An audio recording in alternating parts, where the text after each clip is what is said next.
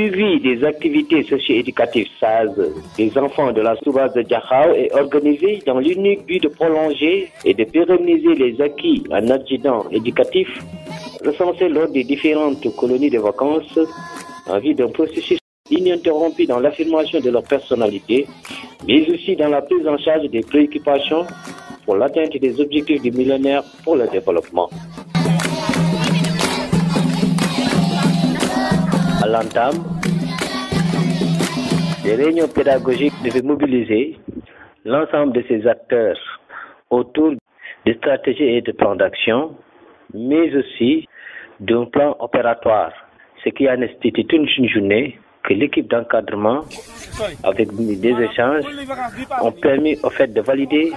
le plan-programme qui se définit ainsi. Découvrir et prendre conscience aux enfants l'état de leur cadre de vie, de raffermir les liens déjà existants entre enfants, entre parents et enfants, contribuer à la protection de l'environnement, mener des activités d'apprentissage à la gestion collective, contribuer à une meilleure connaissance de l'enfant par l'encadrement parental. Les activités devaient se tenir dans les communautés rurales de Ndiop et de Patar avec l'appui de leur CFD.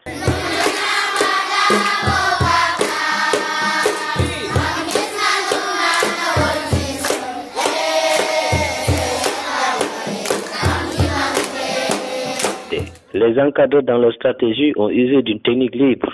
de tenir un certain nombre de données concernant la préoccupation des enfants. Si pour Ndiop, les animateurs ont permis aux enfants de s'exprimer librement, affirmer leurs préoccupations d'une manière démocratique. Pour le cas de Patar, dialogue direct a été initié entre encadreurs et groupes d'enfants supposés être des enfants leaders, qui a permis de déterminer ces mêmes types de préoccupations.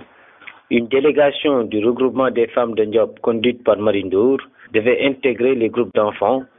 afin de réaliser avec eux les mêmes ateliers, ce qui permettra au projet, une fois terminé, d'avoir un appui du point de vue des adultes. Le chant, le jeu et le travail à la main ont été les supports inestimables pour la réalisation de nos objectifs. Les ateliers manuels ont été choisis cadrant avec le milieu et leur utilité dans la zone. Les actions de mobilisation concernant la lutte de certains fléaux notés pouvaient commencer. À Ndiop, après rencontre des chefs coutumiers, les femmes et les enfants ont organisé une action de mobilisation qui a permis de partager certaines préoccupations. Nous pouvons noter quelques réactions de femmes.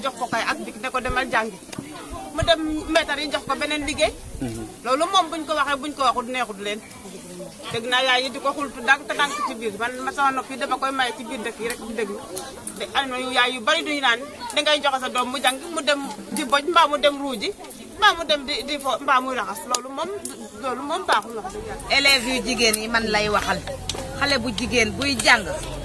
dafa war a respecter la muy def ndax jigéen amul doole góor ñi moom nu leen neex defi suñu bàyyee. yow yaa ngi nekk yor doom ju jigéen ba ma am fukki at ak ñeent bay ba naa la man sa doom ji de moom gis naa sama jërta bu ko nopp nga ne déedéet mu ne indi yow histoire nga demaat ba am fukki at ak juróom mu wax la ko nga gàntal foog mu ngi jàng nga dem ba fukki at ak juróom benn lii bu dañee dafa lay dàq ak moom sokk yaa ngi bay sa njob ci kër da nga ànd ak moom bay sa doo nangu bay sa njob ci kër gi mu dàq leen. À Patar aussi, le groupe d'enfants leaders ont eu en fait à approcher leur père, leur grand-père, bien sûr avec leur mère, pour parler des préoccupations dont les plus importantes qui ont été relevées sont le maintien des filles à l'école, la lutte contre le mariage précoce. Quelques réactions de certains responsables du village.